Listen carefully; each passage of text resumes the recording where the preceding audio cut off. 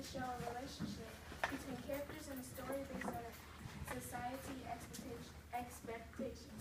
This is usually the main character, and these are usually side characters that are involved with them.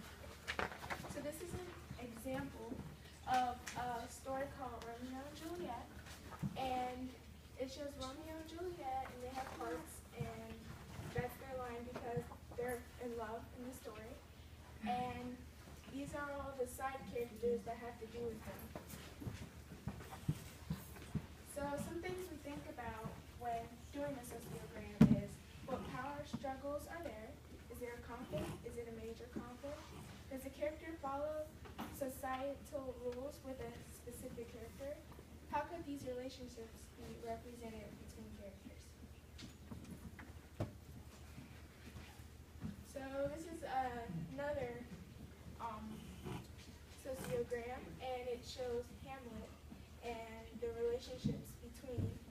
Usually the dotted lines mean like it's like not that good of a relationship, and they don't usually are involved with each other. And usually like the lightning bolts will show how they don't have a good relationship.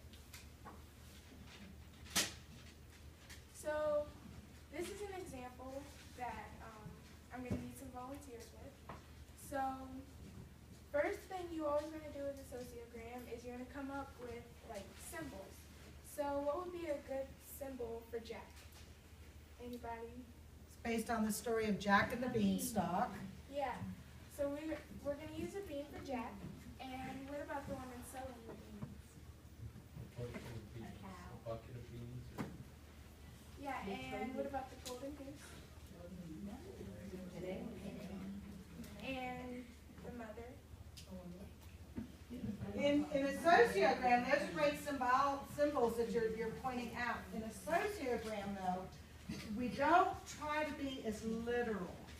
In other words, what kind of relationship would Mother and Jack have in this story? What kind of relationship do they have? Pardon? Love? Maybe a nurturing relationship. So how could you represent nurture in a symbol? Okay? Maybe a heart? Okay, something like that. And the giant? What does a giant represent to Jack? An obstacle. Oh, I like that. I like that.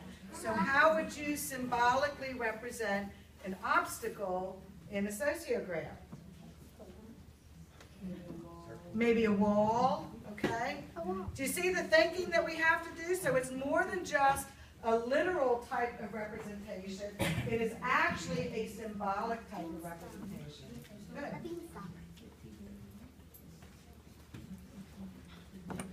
This is an example of Cinderella.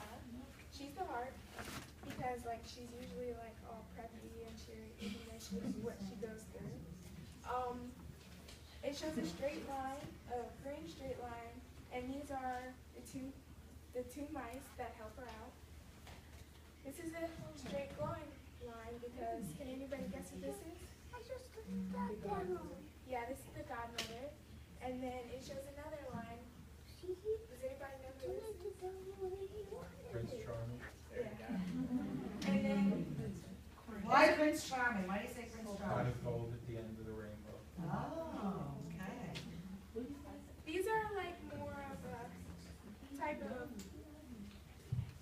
dotted line.